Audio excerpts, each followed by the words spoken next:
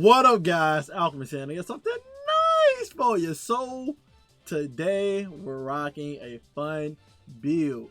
Would I take this in mythic? No, but I did take it in negative 40 power activity, and it did good. So maybe you can, maybe you can. But we have a unique build today. Dismantle these real quick. We have a unique build today that uses Bakris in a whole new way. Okay, as y'all know, Master Bakris make it that the new rework of it now is whenever you use the teleport shade step, if you get 2 kills, you automatically your shade step back called light shift, and you basically do an infinite loop. 2 kills, shade step, 2 kills, shade step, 2 kills, shade step. Every hunter knows that you pair with prismatic and you make clones while doing it, and then you just want to pair with a Arco stasis super, and then you want to pair with arc and stasis weapons to get the buff from light shift. Light shift per stack gives you an extra 10% damage, so first stack is 10%, second stack 20%, third stack is 30%. And now that it's considered an exotic perk, you can stack it with other surges and stuff in the build now as well. So I decided, let's use Warcliff Coil. First of all, let's get it right, bro. Let's get it right, bro. Come on, the good looking ornament. Decide you Warcliff Coil. Some of you guys don't know, this used to be one of the most powerful heavies to use in the game in PvP, okay? When D2 first came out. You spray that mud and get a collateral kills, okay? And that was about it, you know? You didn't use a weapon at all, but Bungie did rework it now this season, where basically if you shoot this rocket launcher, it gives you and your teammate bolt charges now for every rocket that it fires, which is dope. So we can have bolt charge in this build while we do some other funky stuff in this build. So the weapons we have in with this build is Mint Retrograde with Envious Arsenal, so we get a plus 20 in ammo generation. And then we got Slice. Since we're shade stepping all day in this build, we might as well, whenever we pull out the Mint Retrograde, we put several people for survivability, right? So we're rocking that with Temporal Blast because it's just too good of a mod to not have on Mint Retrograde, right? So we'll be severing all the enemies we shoot in this build whenever we do shoot Mint Retrograde at enemies, right? Again, Master Bakris says final blow with this bonus active refund class ability energy. It don't have to be a stasis weapon, it don't have to be an arc weapon, it don't even have to be freaking weapon kills, just kills in general. So as long as you got light shift active, getting 2 kills will give you your shade step back, and no matter how you get the kill. So you got Mint Retrograde and your abilities and stuff, right? We're using Fortunate Star as our primary weapon. Why? Fortunate Star has impromptu ammunition, and if you haven't checked out my other video about this perk with raining ammo, go check it out.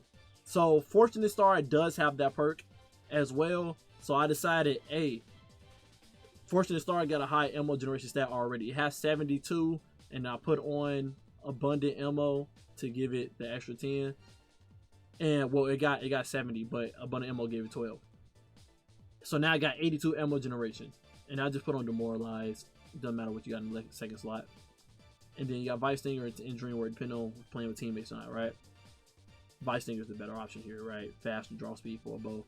But with impromptu ammunition and the Fortunate Star having a high ammo generation stat, I can kill enemies. Because you know, you start a mission, you got no heavy, right? You make maybe 1 bullet, right?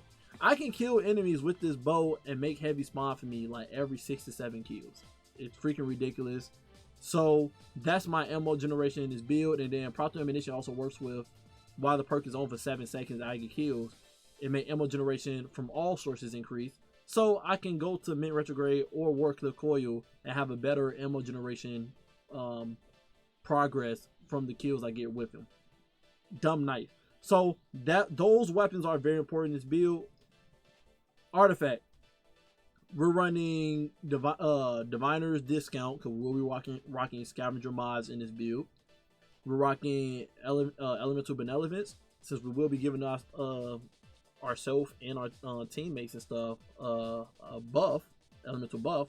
We get that bonus class ability energy whenever we don't have Bakris perk active. This helps us get our chase step back quick so we can get that loop going again.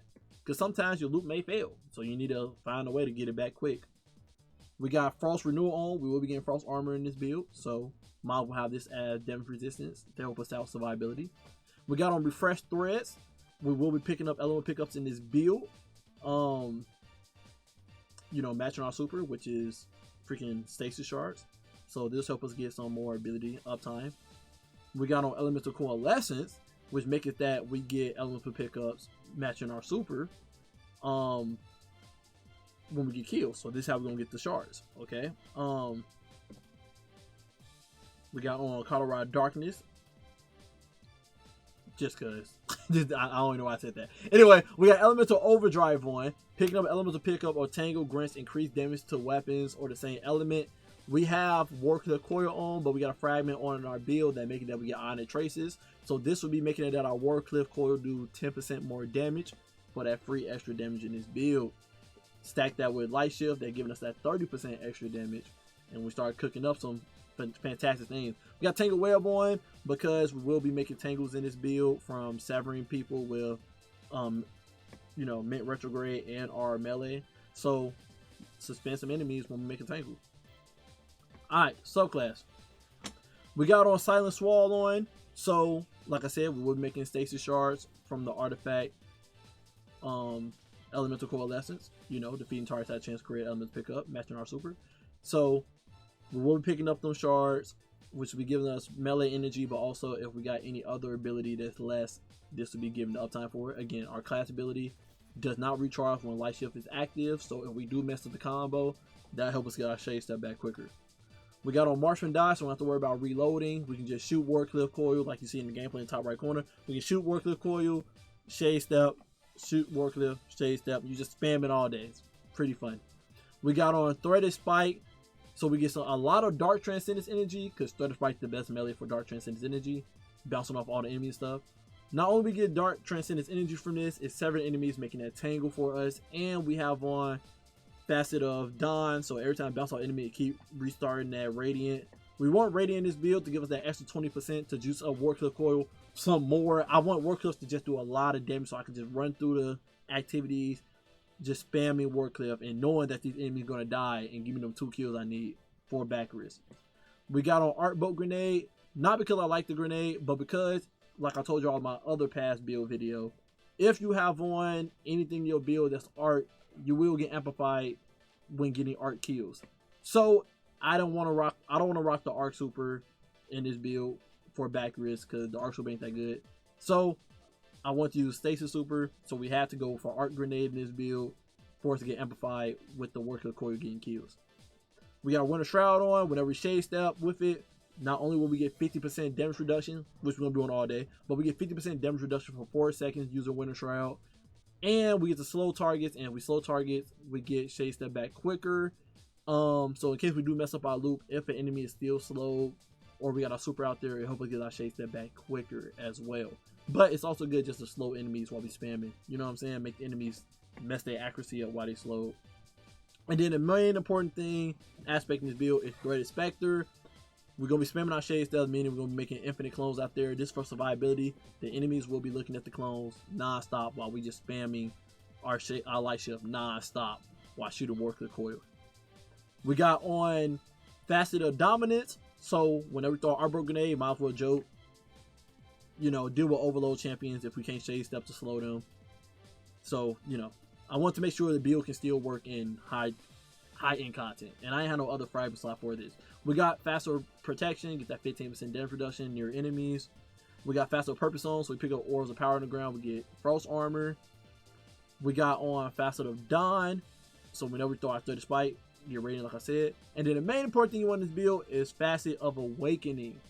Facet of Awakening makes it that rapidly defeating targets with light or darkness damage or super make elemental pickups for us. We shoot Warcliff, kill a lot of enemies. That's the whole purpose of the build. Light shifting and killing a lot of enemies most possible. Keep spamming our Light Shift. While we do that, we get an Ionic Trace. Ionic Trace give us ability uptime on all our abilities. Not only that, it will buff up Warcliff Coil from what we got in the artifact. So, yeah, Facet of Awakening is dumb nice in this build. Also, too, in the artifact, If you don't want to have on Tangled Web, you can definitely put on Shield Crush. You will have Frost Armor in this build non-stop, so that'll give you some melee recharge in your build and increase melee damage for your threated spike. And you will be amplified and radiant in this build non-stop, so that will give you more uptime on your grenade as well, and deal increased damage to grenade if you care about your art bolt. So you can't put Shield Crush on or Tangled Web if you don't want that, okay? And I do have Cartwright Darkness on. That's not going to be on. It's supposed to be Threaded Blast. That's what I was trying to say earlier. So you can shoot the Tangled with Mint Retrograde or throw your Threaded Spike at it now. Now that Bungie making that, our Threaded Spike homes in on Tangles way more often now. So it'll do a Threaded Explosion. Stats you want in this build. You want as much weapon stat as possible, because when you're over 100 weapon stat, you have a chance of getting bonus ammo from picking up heavy bricks. If you can get 200 weapon stat in this build, you will have 100% uptime. Whenever you pick up a heavy brick, you get extra ammo. Okay, making it that you have infinite Warcliff. I would say the bare minimum you need is at least 50%. So at least 150 weapon stat. Any above that is just better, but at least 150 so that you can have 50% chance of getting more ammo from the heavy bricks. Other than that, 200 class ability. Over 100 class ability stat. You're going to be spamming your Shade Step non-stop, so you might as well get an overshield on yourself for survivability for 5 seconds. It stays on 5 seconds every time you pop your Shade Step. So if you can get 200 class ability and then try to get 200 weapon stat, I know you need a lot of great armor for that, but at least 150 and then 150 on weapon stat, and then try to get at least over 100 your class ability stat. Getting that overshield every time you hit a class ability Shade Step is amazing. It's really is amazing for survivability. Yeah, your clones out there, but in harder end content, just having that overshield and knowing that overshield is there so that you can heal your health behind the overshield is just too good to miss out. It's the same thing I said with Get the Conviction. I was low health in red. I was in red health. I popped my class ability, and even though the enemies were damaging my overshield, my health was behind the overshield, recovering back to max. So when I finally lost my overshield in 5 seconds, my health was full again. So don't sleep on the class stat here. Try to get over 100 if possible to have an overshield in this build. Other than that, other stats don't matter. Your melee don't matter, grenade don't matter, super don't matter, health don't matter. You're mainly here for the weapon stat and the class ability stat, so you can just Shade Step all day and shoot Warcliff Coil and destroy your enemies. You know, that's all you really care about in this build. What you want in this build: 2 heavy ammo finders to increase the multiplier of how much heavy ammo progression you make when you get kills. So if you have 2 heavy ammo finders on and a maxed out ammo generation stat on a weapon, and then yeah, if you have that, and you have impromptu ammunition in, you legit can make heavy ammo spawn like every 5 kills. It's freaking ridiculous. So why shoot the bow in this build with impromptu ammunition? Yeah, I'm making heavy ammo like every 5 to 7 kills. So if you ever start a mission with no heavy ammo, don't worry, your bow gonna make that ammo for you, or whatever weapon you're using with impromptu ammunition. It's going to make ammo for you if you rocking this build with the mods, I'm telling you. And then of course, Arc Siphon, we're killing everybody in Warcliff. Might as well make some ores while we're doing it, right? We got on our arm piece. I just put 5 mods in, just help the other stats out. There's nothing really. The arm piece is whatever you want. I'm gonna be honest, arm piece is whatever you want. Chest piece, I'm rocking 3 ammo generation mods. Ammo generation mods give you plus 20 ammo generation stat on your weapons, and as you can see, Warcliff Coil has 0. Literally 0. So me putting 3 arc ammo generation in this build, this giving Warcliff Coil 60 plus 60 ammo generation stat in this weapon. So that's making Warcliff actually make some ammo progression while I'm shooting it, which make heavy come out even more often with just shooting Warcliff Coil without me going to my bow. If you feel like you need some resist mods, you can definitely take some off, put some resist mods on. But yeah, you want at least 1 arc ammo generation mod on for Warcliff Coil. They're mostly going to be focused on your clone anyway. And if you got a class ability over 100 stat, you will have an overshield. So you really don't need resistance in your chest piece, because you have frost armor going on, your class ability overshield, and your clones out there. And amplify it for more damage resistance and enemies missing their shots and stuff. you don't really need resistance mods in your chest piece in this build, I'll be honest. Leg piece, we got on Arc weapon surge to make Warcliff do even more damage, 11%. We got on a weapon spot mod, gives that plus 20 in our weapon stat to get even higher in our build, 180. And then we got Arc Scavenger on, so when we do pick up Heavy Brick, we get more ammo for Warcliff. So even if you don't have a high weapon stat, you'll still be getting some ammo back from the Arc Scavenger as well. And then class ability, class item, we got Reaper on. We chase them all day, might as well. So every time we kill somebody, after we chase that, we'll Warcliff Coil on us, getting them kills. We're going to be making 2 ores. Or from Reaper, or from Arc Siphon, okay? Powerful attraction on, so we don't have to worry about picking up these ores. We chase them and pick up the ores around us. And now I got a class fight on, give me that plus 20 class stat. Like I said, class stat is really good. Some people sleep on it. It's really good, especially for a hunter. So yeah, getting that overshield every time I chase that while I got arc charges on me, it's just dumb nice, okay? And that's the full build. And love the drip, love the drip, love the drip. You know, come on now, come on now. I do this. This build is very fun. I took it in negative 40, minus 40 activity delta, whatever, underpower, and it still was getting the job done the exact same way. I made sure we got surges in this build. Light shift already buffing up. Bakris is buffing up Warcliff with 30%. Surge in the leg piece buffing it up by 11%.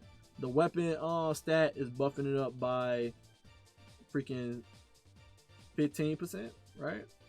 Yeah, 15% against majors and minors, but a boss 6.3%, but it's higher than that 'cause I got a fight mod on. We got Radiant in this build, so whenever we got Radiant proc from our threaded spike, buffs it up by 20%. We got a lot in this build buffing up the damage of Warcliff Coil, and then also we got Elemental Overdrive in this build, so whenever we pick up them Ionic Traces from getting on the Warcliff kills, you get busted up by another 10%. So we really juiced up the damage of Warcliff Coil in this build, and made sure that we always get an infinite ammo for Warcliff Coil in this build. So you literally can just go through a full mission, shade stepping, and Warcliff Coiling everything. And I promise you, you will never run out of ammo. All you need is 2 kills with Bakris to get your shade step back. Don't matter where you're getting the 2 kills from, just 2 kills while the light shift perk is active. This build is a lot of fun. I love it. Highly recommend you use this build. Again, I don't know if I was taking it Mythic, but if I did it at minus 40 easily, then you can probably do it in Mythic as well. But Mythic got bullet sponges while regular activity don't. So I don't know. Y'all have to tell me. This is my last video for today. I'm tired. I recorded like 5-6 videos today. That's not including shorts. So yeah, hope you guys enjoyed the build. Love you guys. Appreciate you guys always. And until next time, stay up.